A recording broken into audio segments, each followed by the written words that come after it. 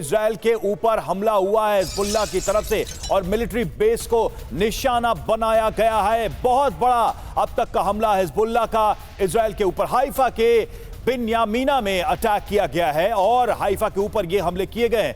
ये जानकारी सामने आ रही कि काफी नुकसान हुआ है, बड़ी संख्या में 100 के करीब सैनिक जो है वो घायल हुए हैं और इस हमले के बाद चारों तरफ अफरा तफरी मच गई। ये देखिए हमले की तस्वीरें आपको दिखा रहे हैं। हाइफा के मिलिट्री बेस पर ये हमला हिजबुल्लाह की तरफ से किया गया है।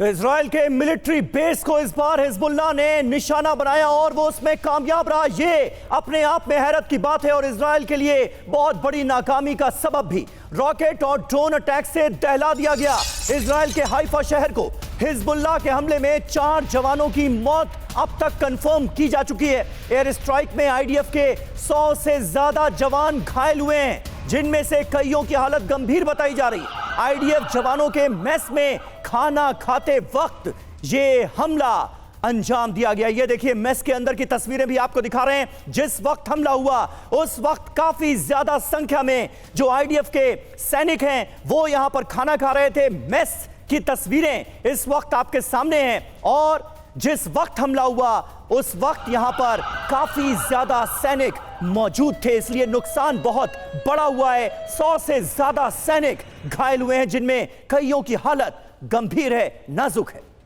और हिजबुल्लाह के हमले में आईडीएफ के कैंटीन में दिखी अफरा तफरी। हमले के बाद आईडीएफ की कैंटीन का वीडियो सामने आया है और ट्रेनिंग सेंटर की कैंटीन में हर तरफ दिखे खून के धब्बे। ये देखिए तस्वीरें सामने आई हैं, किस तरह का माहौल हो गया इस हमले के बाद से। खाना खाते वक्त ये हमला किया गया हिजबुल्लाह की तरफ से, जब आईडीएफ की कैंटीन में यहां पर सोल्जर्स, यहां सैनिक खाना खा रहे थे और उसके बाद अफरा तफरी, हर तरफ खून के धब्बे नजर आ रहे हैं इन तस्वीरों में।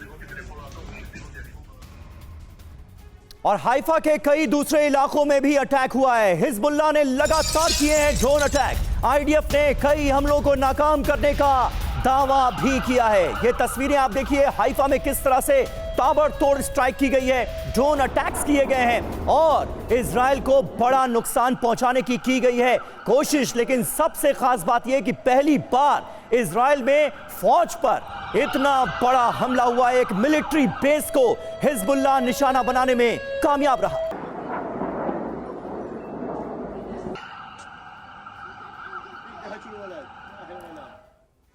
और अब आपको बीती रात हुए हमले की डिटेल्स देते हैं, डिटेल्स बताते हैं। इजराइल पर यह बहुत बड़ा हमला है और इस हमले में अब तक क्या क्या जानकारी सामने आई है देखिए। इजराइल पर अब तक का यह सबसे घातक हमला माना जा रहा है। ईरान के 1 अक्टूबर के हमले से बड़ा अटैक इसे माना जा रहा है। पहली बार इजराइल के मिलिट्री बेस को निशाना बनाया गया इस हमले में। जी हां, तो देखिए हाइफा में हिजबुल्लाह की एयर स्ट्राइक हुई है। क्या हुआ इसकी डिटेल हम आपको बता रहे हैं। हाइफा के बिन्यामीना में जहां पर आईडीएफ का एक मिलिट्री बेस है, वहां पर निशाना बनाया गया हिजबुल्लाह की तरफ से इस मिलिट्री बेस को और कर दिया गया जबरदस्त अटैक। हाइफा के दक्षिण में यह बिन्यामीना मिलिट्री बेस है, जिसे पूरी प्लानिंग के साथ हिजबुल्लाह ने बनाया है निशाना। मेस में खाना खाते समय बेस पर कर दिया गया अटैक, जिसके बाद हाहाकार मच गया। ड्रोन और रॉकेट से सीरियल अटैक किए गए, जिसमें खासा नुकसान हुआ है इजराइल की फौज का। और जो जानकारी मिल रही है वो ये कि 100 से ज्यादा आईडीएफ के जवान इस हमले में घायल हुए हैं, जिनमें से कईयों की हालत गंभीर बताई जा रही है। और हमारे साथ इस वक्त तमाम खास मेहमान मौजूद हैं, लेकिन इजराइल के तेल अवीव से मनीष झा हमारे साथ जुड़े हुए हैं। उनके पास हम सबसे पहले चलेंगे। इसके अलावा लेफ्टिनेंट जनरल वीके चतुर्वेदी साहब हमारे साथ स्टूडियो में मौजूद हैं। प्रोफेसर सतीश कुमार विदेश मामलों के जानकार हैं, वो हमारे साथ मौजूद हैं। एयर कमोडोर एसपी सिंह साहब भी हमारे साथ मौजूद हैं और सुमित चौधरी भी मुझे लेबनान से इस वक्त स्क्रीन पर नजर आ रहे हैं। लेकिन मनीष, सबसे पहले मैं आपके पास आऊंगा। हिजबुल्लाह ने यह बहुत बड़ा दर्द, बहुत बड़ा जख्म दिया है इजराइल को, आईडीएफ को, और जो डिटेल्स सामने आई हैं उसे देखकर तो यह लग रहा है साफ तौर पर कि यह ईरान ने जो बैलिस्टिक मिसाइलों के जरिए हमला किया था, यह उससे भी बड़ा हमला है। बिल्कुल, देखिए 12 घंटे पहले आईडीएफ की तरफ से कमोबेश आधिकारिक ऐलान किया गया था कि अब हिजबुल्लाह की 1/3 ताकत बची है। तब आईडीएफ ने भी कल्पना नहीं की थी कि हिजबुल्लाह की तरफ से इतना भीषण हमला होगा। वो हमला जो 1 अक्टूबर को ईरान की तरफ से जो 200 बैलिस्टिक मिसाइल जारी किए थे, उसमें जितना नुकसान पहुंचा था उससे कई गुना ज्यादा बड़ा नुकसान पहुंचा। हाइफा के पास बिन्यामीन मिलिट्री बेस में जिस वक्त सैनिक खाना खा रहे थे, उस वक्त एक ड्रोन आता है और उस ड्रोन के जरिए उस मिलिट्री बेस पर हमला होता है और 100 पार से अधिक सैनिक घायल हो गए हैं। अभी तक आईडीएफ ने आधिकारिक तौर पर बताया है कि 4 सैनिकों की मौत हो गई है, 7 सैनिक गंभीर तौर पर घायल हैं और इसके अलावा जो बाकी सैनिक हैं उनको माइनर इंजरी हुई है। ये आधिकारिक बयान है। लेकिन अगर आप देखें तो पहले तो दावा यही किया गया कि वहां पर आईडीएफ के चीफ भी मौजूद थे। हालांकि इस मामले में आईडीएफ की तरफ से आधिकारिक तौर पर खंडन भी नहीं किया गया, लेकिन आईडीएफ की तरफ से पे यह भी नहीं कहा गया कि इस वक्त आईडीएफ के चीफ कहां पर हैं। सबसे दिलचस्प बात देखिए कि उस वक्त यानी कि हमले से कुछ देर पहले तक यहां तक कि इजराइल के रक्षा मंत्री भी लेबनान इजराइल के बॉर्डर पर मौजूद थे, यानी उसी इलाके में जहां पर यह हमला हुआ था। आईडीएफ चीफ भी उसी इलाके में मौजूद थे और उस बीच में हिजबुल्लाह की तरफ से ड्रोन के जरिए हमला हुआ।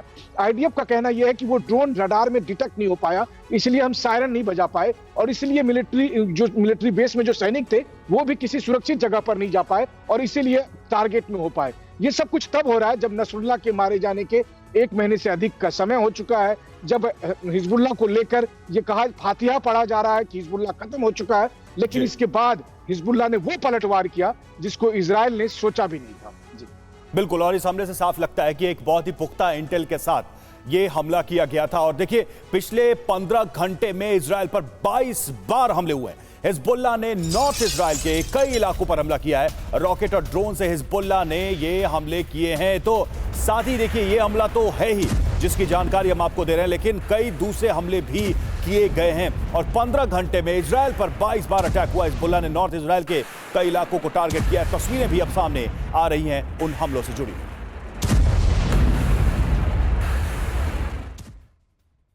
और वहीं इजराइल पर हमले के बाद हिजबुल्लाह का बयान भी आ गया है। गोलानी ब्रिगेड की ट्रेनिंग सेंटर पर ड्रोन से किया गया अटैक।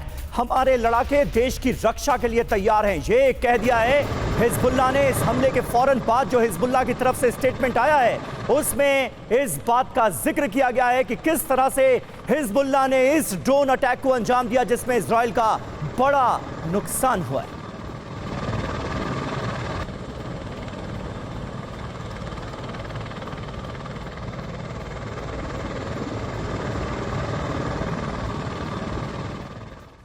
तो देखिए, हिजबुल्लाह का इजराइल पर अब तक के सबसे बड़े हमले में आखिर नुकसान कितना हुआ है, किन हथियारों का हिजबुल्लाह ने इस्तेमाल किया और हिजबुल्लाह के निशाने पर था कौन, ये जरा आप समझिए। आईडीएफ चीफ जिनका जिक्र अभी कर रहे थे Manish Jha, IDF chief Herzi Halevi निशाने पर थे हिजबुल्लाह के, ये बिल्कुल साफ है। और इस हमले के बाद अभी तक हलेवी मीडिया के सामने नहीं आए हैं, कैमरे के सामने नहीं आए हैं। हिजबुल्लाह की तरफ से बड़े दावे किए जा रहे हैं। इजरायली सैन्य बेस पर पहली बार हमला किया गया है। गोलानी ब्रिगेड के ट्रेनिंग सेंटर पर यह अटैक किया गया जिसमें खासा नुकसान हुआ इजरायल की फौज का।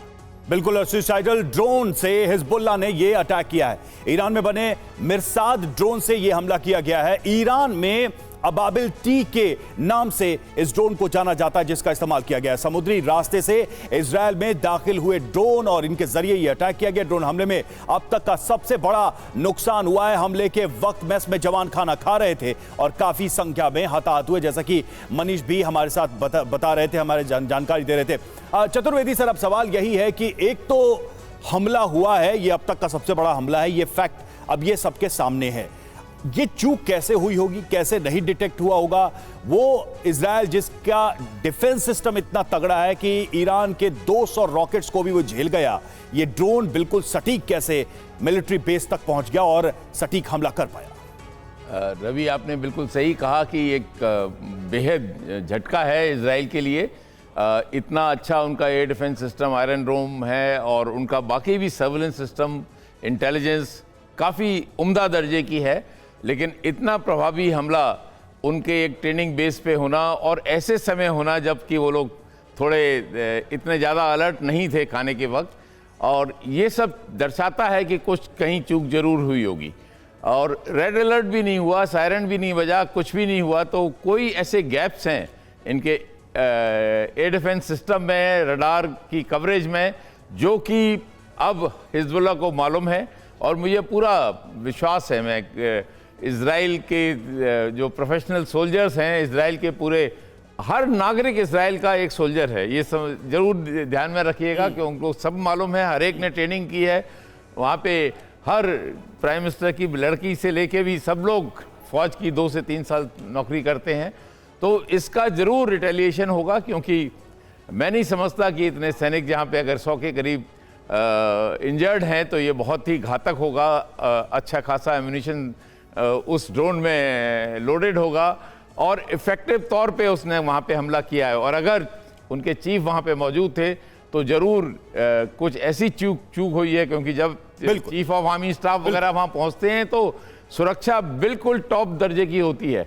और उस समय इस तरह का अगर किसी ने हमला कर दिया है तो जरूर कोई चूक हुई है, उसका जरूर इजराइल कमियां जो हैं हैं वो सब चाहे जो भी हुए बड़ी चूक नजर आ रही है। अब तक जो गाजा से हुए रॉकेट हमलों में या फिर ईरान से हुए हमलों में नहीं हो पाया, देखिए हिजबुल्लाह ने वो कर दिखाया है और कहीं ना कहीं सुरक्षा जो कवच है उसको भेद दिया है। और इस बीच देखिए एक और इनपुट, एक और जानकारी है, घायल इजरायली सैनिकों को एयर लिफ्ट किया गया है।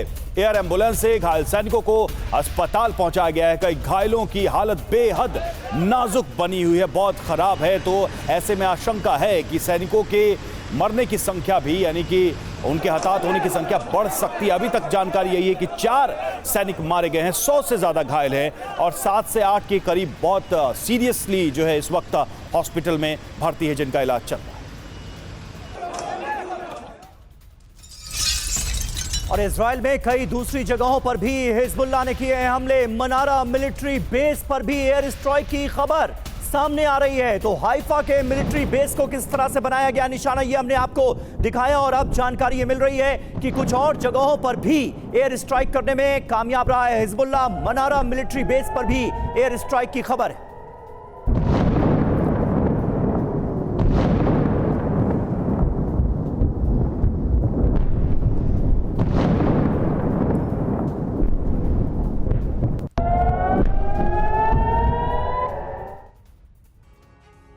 और चलिए अब आपको बताते हैं कि इजराइल पर हमले के लिए हिजबुल्लाह ने जिस मिरसाद ड्रोन का इस्तेमाल किया, उस ड्रोन की क्या खासियत है, कैसा है वो ड्रोन। तो मिरसाद ड्रोन की ताकत के बारे में आपको हम बता रहे हैं। सबसे पहले रेंज देखिए, 120 किलोमीटर की इसकी रेंज है और इसकी रफ्तार है 370 किलोमीटर प्रति घंटे। अगर भार उठाने की क्षमता की बात करें, 40 किलोग्राम तक का विस्फोटक उठा सकता है, यानी बेहद घातक है, बहुत रफ्तार के साथ यह हमला कर सकता है। जी हाँ, पूरी डिटेल हम आपको बता रहे हैं। उड़ान की ऊंचाई देखिए 3000 मीटर, भार क्षमता 40 किलोग्राम विस्फोटक ले जाने में ये सक्षम, 370 किलोमीटर प्रति घंटा इसकी रफ्तार। एयर कमोडोर एसपी सिंह साहब भी हमारे साथ मौजूद हैं। सिंह साहब, आप बेहतर तरीके से हमारे दर्शकों को बयां कर सकते हैं कि यह हमला किस तरह से अंजाम दिया गया है, क्योंकि इजराइल की ये एक बहुत बड़ी नाकामयाबी तो मानी जा ही रही है, उसका इंटेल जो है उसके लिए भी बड़ी नाकामयाबी है निश्चित तौर पर। लेकिन हिजबुल्लाह कैसे इन हमलों को ड्रोन के जरिए, ताकतवर ड्रोन्स के जरिए अंजाम देने में कामयाब रहा, क्या बताना चाहेंगे आप? देखिए, अभी जो आजकल का वॉरफेयर है जी, आप देख रहे हैं रशिया यूक्रेन टाइम से जो वॉरफेयर अभी ये ड्रोन और मिसाइल वॉरफेयर बन गया है। क्योंकि मेन प्रॉब्लम क्या है, जो हमारे फाइटर एयरक्राफ्ट जब जाते हैं तो उनको डिटेक्ट करने के लिए बड़े सारे एयर डिफेंस सिस्टम हैं, बड़ी दूर से उनको देख सकते हैं, उनको मार सकते हैं। मिसाइलें भी हैं, S-400 जैसा भी सक्षम सिस्टम है, आयरन ड्रोन जैसा सिस्टम है। लेकिन ड्रोन के लिए, क्योंकि ड्रोन एक बहुत छोटा उसका कर्वेचर होता है, उसका जो रडार सिग्नेचर है बहुत छोटा होता है, तो उसको डिटेक्ट करना इन्हीं रडारों से बहुत मुश्किल है। उसके लिए स्पेशल रडार लगाए जाते हैं, RF डिटेक्टर बोलते हैं उनको। तो लेकिन वो जो है हर ड्रोन को डिटेक्ट नहीं कर सकते। अभी भी इस समय विश्व में सक्षम ड्रोन डिटेक्टर सिस्टम नहीं बने हैं, तो उसका फ़ायदा उठाकर ऐसे ड्रोन लॉन्च किए जाते हैं जो साइज़ में छोटे होते हैं लेकिन वेपन कैरी कर सकते हैं और लोअर हाइट पे जाके अटैक कर सकते हैं। तो ये जो ड्रोन वॉरफेयर है इस समय एक बड़ा वल्नरेबल एरिया है और इसका फ़ायदा जो है हिजबुल्लाह उठा रहा है। और ये बात मुझे लगता है इजराइल को मालूम होनी चाहिए थी कि ड्रोन अटैक हो सकते हैं। बिल्कुल, क्योंकि ईरान की ड्रोन टेक्नोलॉजी कितनी जबरदस्त है ये हर कोई जानता है। पहले इसमें खबर ये आ रही थी कि ये रूस का ड्रोन हो सकता है, लेकिन अब ये क्लियर हो चुका है कि ईरान का ही मिरसाद ड्रोन था जिसके जरिए हिजबुल्लाह ने ये हमला किया। देखिए एक दूसरी बात मैं छोटी सी और जोड़ना चाहता हूँ यहाँ पर, जो वॉर जब भी होती है, the Israel is in war से देखिए 1 साल से कंटिन्यूस वॉर में है, तो जब भी आप वॉर की सिचुएशन होते हैं तो आप कभी भी अपने रिसोर्सेज को एक जगह कंसंट्रेट नहीं करते, चाहे वो आपके टैंक्स हों, चाहे आपके गन्स हों, चाहे आपके कुछ हो, यहाँ आपकी मैन पावर हो। ये मेरे लिए बड़ी हैरानी की बात है कि एक ही मैस में एक समय में 100-200 से ऊपर लोग खाना खा रहे थे। कभी ऐसा नहीं, जब भी वॉर होती है हम उसको मैसेज को भी डिस्पर्स कर देते हैं। ये जनरल साहब अच्छे से बता पाएंगे कि हम छोटे छोटे मैसेज में उनको कंट्रीब्यूट करते हैं। एक समय में करीब 15-20 से ज़्यादा लोग एक समय खाना ना खा रहे हों, किसी भी कंट्री में ना हो, या बंकर्स में छुपे हों, तो ये जो गलती है इतनी बड़ी कि वहाँ करीब 100 से ऊपर लोग एक साथ खाना खाते, ये बहुत बड़ा टारगेट। हाइफा में इतनी बड़ी लापरवाही हुई है जहां पर लगातार इससे पहले भी हिजबुल्लाह के हमले हुए, ये अपने आप में बहुत महत्वपूर्ण बात है रवि। बिल्कुल बिल्कुल बिल्कुल, और सबसे बड़ी बात है कि आर्मी चीफ भी वहां पर मौजूद थे, तो ये अपने आप में सारा कोइंसिडेंस नहीं हो सकता, कुछ बड़ी लापरवाही या बड़ी चूक जरूर हुई है। और देखिए हमले के बाद इजराइल में हाई लेवल मीटिंग और नेतन्याहू की टॉप कमांडर्स के साथ बैठक हुई। इजराइल में हुए हमले को लेकर यहां चर्चा हुई, हिजबुल्लाह को लेकर नई रणनीति पर चर्चा की गई। मीटिंग में ईरान हमले को लेकर भी चर्चा की गई। और उधर साउथ लेबनान में ग्राउंड ऑपरेशन लगातार जारी है। जी हां, ग्राउंड ऑपरेशन लेबनान के अंदर रुका नहीं है इजराइल का। आईडीएफ का हिजबुल्लाह की सुरंग पर कब्जा हो गया है। भारी संख्या में हिजबुल्लाह के हथियार यहां से बरामद हुए हैं। लगातार यहां पर आगे बढ़ रही है इजरायली फौज। ये तस्वीरें आपको दिखा रहे हैं किस तरह से ग्राउंड ऑपरेशन को आगे बढ़ाया जा रहा है, ये आप देखिए।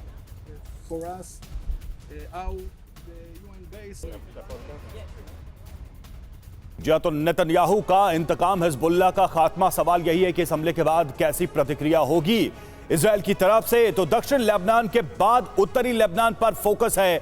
लोगों को वार्निंग दी गई है और उत्तरी लेबनान को खाली करे यह कहा गया। उत्तरी इजराइल के कुछ इलाकों में ऑपरेशन चल रहा है और हिजबुल्लाह के ठिकानों पर आईडीएफ का एक्शन लगातार जारी है।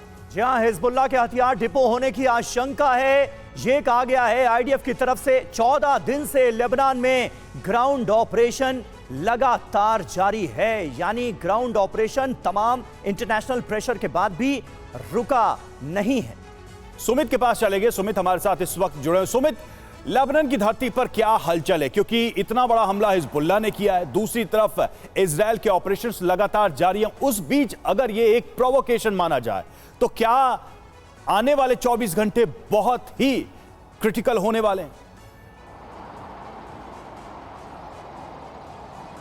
देखिए, आने वाले 24 घंटे नहीं, आने वाले लंबा वक्त अब बहुत ज़्यादा संवेदनशील होने वाला है। खासतौर पे बेरूट के अंदर आपको याद होगा कि थोड़े दिन पहले, करीबन 5-7 दिन पहले, ईरान के विदेश मंत्री बेरूट आए थे। उन्होंने लगातार मीटिंगें की थी और कहा यह जा रहा है कि हिजबुल्लाह को कैसे रीशेप किया जाए, उसको कैसे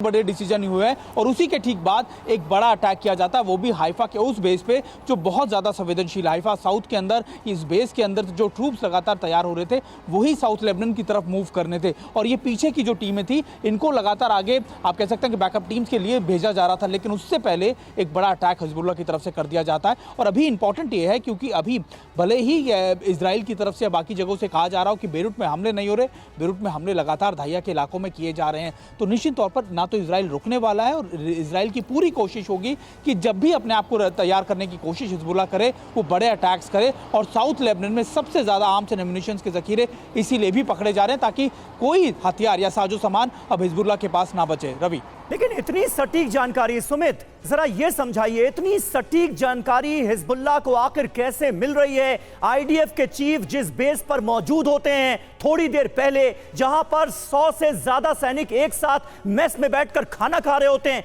ठीक वहीं पर अटैक किया जाता है और यह अटैक करने में हिजबुल्लाह कामयाब भी रहता है। इतनी सटीक इंटेलिजेंस मिल रही है हिजबुल्लाह को।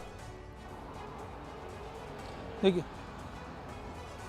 समीरा, आप मान के चलिए कि हिजबुल्लाह ने पिछले 3-4 महीनों में कई दिनों में कई बार ऐसे वीडियोस लगातार जारी किए, उन्होंने लगातार एयर स्पेस को वॉयलेट किया इजराइल के, लगातार वो वीडियो रिलीज किए 8-8-10 मिनट के, और उन वीडियोस में स्पेसिफिक उन पिन पॉइंटेड लोकेशंस को दिखाया जहाँ आयरन डोम खड़ा है, जहाँ उनके मिलिट्री बेस है, जहाँ उनके इंस्टॉलेशन है, जहाँ उनके आर्म्स एंड एम्यूनिशन डिपो है। और हिजबुल्लाह ये कहता आया था कि देखिए हम इनको अटैक करेंगे, लेकिन इजराइल को ये लग रहा था कि उसके एयर डिफेंस मैकेनिज्म इतने ज़्यादा पुख्ता है। लेकिन अब हम एक बार फिर भूल जाते हैं कि कोई भी एयर डिफेंस मैकेनिज्म हो, कोई भी मशीनरी हो, उसकी एक्यूरेसी का एक लिमिट होता है, और आयरन डोम की भी एक लिमिट है। 90% के करीब वो अपने कैसे ऑब्जेक्ट्स को लगातार हैंडल कर सकता है, लेकिन बाकी के 10% का यह है कि में लगने के बाद हिजबुल्लाह को आखिरकार वो कामयाबी मिली। उसने हाइफा के उसी बेस पर अटैक किया, साउथ हाइफा के, जहां पर लगातार इन ट्रूप्स की मूवमेंट की जा रही थी, मोबिलाइजेशन की जा रही थी, और उसमें एक बड़ी नुकसान, खासतौर पर इजराइल को एक बड़ा नुकसान हुआ है। नुकसान हुआ है। और इसके बाद जो इजराइल का खासकर हाइफा या तेल अवीव के जो सिक्योरिटी ऑपरेटर्स है उसमें क्या बदलाव किया गया है, कुछ परिवर्तन हुआ है क्या, बात करेंगे इस पर मनीष से भी। लेकिन देखिए, इजराइल पर हमले की खबर की हम बात कर रहे हैं। लगातार हमले के बाद अस्पतालों में भारी भीड़ है, अलग अलग अस्पतालों में भर्ती हैं ये सैनिक जिनका वहां पर इलाज चल रहा है। कई सैनिक काफी गंभीर भी बताए जा रहे हैं, तो हॉस्पिटल्स में काफी इस वक्त भगदड़ है, हलचल है। एक बार फिर से मनीष के पास चलेंगे। मनीष, क्या इनपुट मिल रहा है और क्या बदलाव देख रहे हैं आप इस हमले के बाद से? बिल्कुल, देखिए इस वक्त कोशिश कर रहा हूं मैं आपको वही दिखाने के लिए बदलाव क्या है। मेरे ठीक ऊपर से इस वक्त 3 मिलिट्री हेलीकॉप्टर को जाते हुए इस वक्त आप देख रहे हैं। इस वक्त हम कैमरे पर उन हेलीकॉप्टर को कैद करने की कोशिश कर रहे हैं, और देखिए अभी एक के बाद एक 3 मिलिट्री हेलीकॉप्टर यहां मेरे माथे के ऊपर से गुजरा है। तो ये बदलाव देखने को मिला है। लगातार जो मिशन लड़ाकू हेलीकॉप्टर है वो तेल अवीव में, हाइफा में मूवमेंट उनका काफी ज्यादा बढ़ गया है, जो कि 24 घंटे पहले ऐसा नहीं था, और यही सबसे बड़ा बदलाव है। मैं लगातार अगर आपको कहूं तो हेलीकॉप्टर के आने की या फिर फाइटर जेट के गुजरने की आवाज सुनता हूं, उसकी आवाज आती है, जो कि लेबनान में एयर स्ट्राइक करने के लिए जा रहे हो या दूसरे और किस्म के जो हेलीकॉप्टर्स हैं वो सब यहां से लगातार जा रहे होते हैं। मकसद होता है हाइफा में ज्यादा से ज्यादा सपोर्ट पहुंचाना, मकसद हो रहा है कि ज्यादा से ज्यादा हाइफा को बैकअप देना। ये तब हो रहा है जब हम और आप बात कर रहे हैं तो लगातार हिजबुल्लाह की तरफ से हाइफा और आसपास के इलाके में रॉकेट दागे जा रहे हैं। आज सुबह से भी कई बार हाइफा में एयर सायरन बजे हैं। वहीं दूसरी तरफ हमने आपको मिलिट्री हेलीकॉप्टर के मूवमेंट दिखाई जो कि हाइफा की तरफ बढ़ रहे हैं। तो कुल मिलाकर अगर कहा जाए तो हिंदी के महाकवि अज्ञे कहते हैं कि अबद्ध नहीं हो तुम, एक दिन गच्चा खाओगे और मारे जाओगे। आईडीएफ के साथ कमोबेश यही हुआ कल रात की। जी बिल्कुल बिल्कुल मनीष, बने रहे आप हमारे साथ। और जाहिर है इतना बड़ा हमला करने में कामयाब हो जाएगा हिजबुल्लाह, ये आईडीएफ ने सोचा नहीं होगा, लेकिन कुछ लापरवाहियां भी हुई हैं जिसका खामियाजा आईडीएफ के सैनिकों ने भुगता है, ये भी साफ नजर आ रहा है। सतीश जी हमारे साथ इस वक्त मौजूद है स्टूडियो में। सतीश सर, ये सिचुएशन जो है, ऐसा लग रहा है कि हिजबुल्लाह आखिरी दम तक बड़े हमले की फिराक में है। क्या ये इजराइल को और प्रोवोक करने वाला है? मतलब हम जो रिपोर्ट्स देख रहे हैं, सुमित वहां से रिपोर्ट भेज रहे हैं, जिस तरह की बॉम्बिंग हो रही है, ऐसा लग रहा है कि ऊंचे ऊंचे मकान मलबे के ढेर में तब्दील हो रहे हैं। क्या अगला बड़ा कदम, बड़ा हमला होगा और ऐसी कोई बड़ी तस्वीर हम देखने जा रहे हैं लेबनान की धरती से, बेरूत में? बिल्कुल रवि जी, देखिए कई बार भारत के भीतर या आमतौर पर हम पश्चिमी मीडिया से ज़्यादा प्रभावित होते हैं, उसी से जो फीडबैक आता है एक अपना परसेप्शन बना लेते हैं।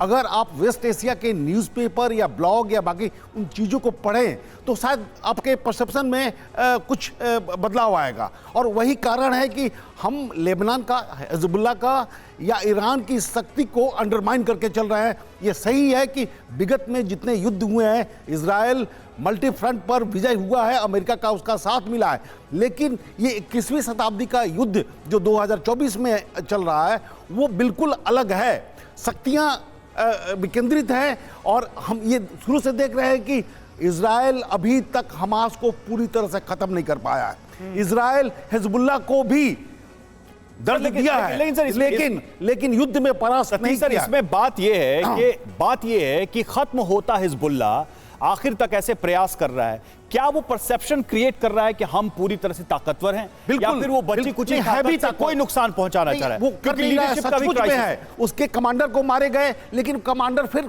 खड़े हो गए हैं।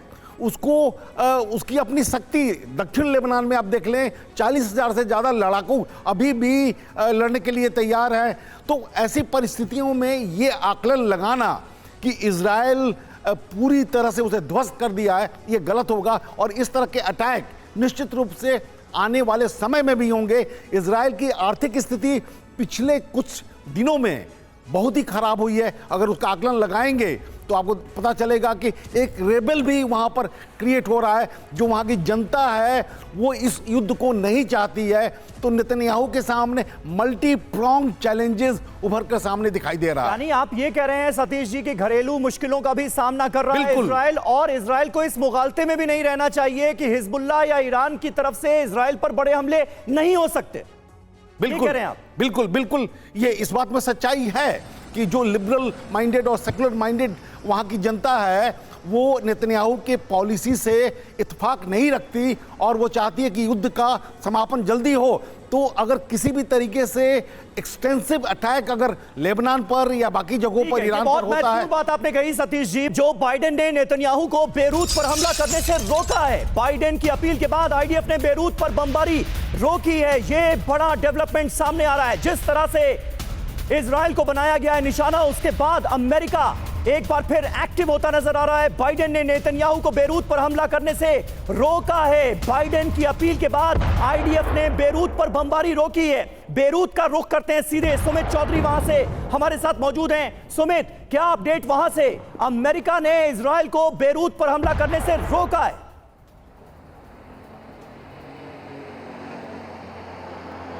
बिल्कुल, देखिए समीर, ये सारी चीज़ें तब हुई जब सेंट्रल बेरूट के अंदर इजराइल ने बड़े ऑपरेशन चलाए और जिसमें सिविलियंस कैजुअलिटीज़ भी बहुत ज़्यादा हुई। हालांकि देखिए इजराइल ने अपने मेजर ऑपरेशंस पूरी तरीके से बेरूट में रोक दिए हैं, लेकिन अभी भी कहा जाता है कि दाहिया के इलाकों में उसकी सर्विलेंस या फिर उसके छोटे मोटे स्ट्राइक्स किए जा रहे हैं।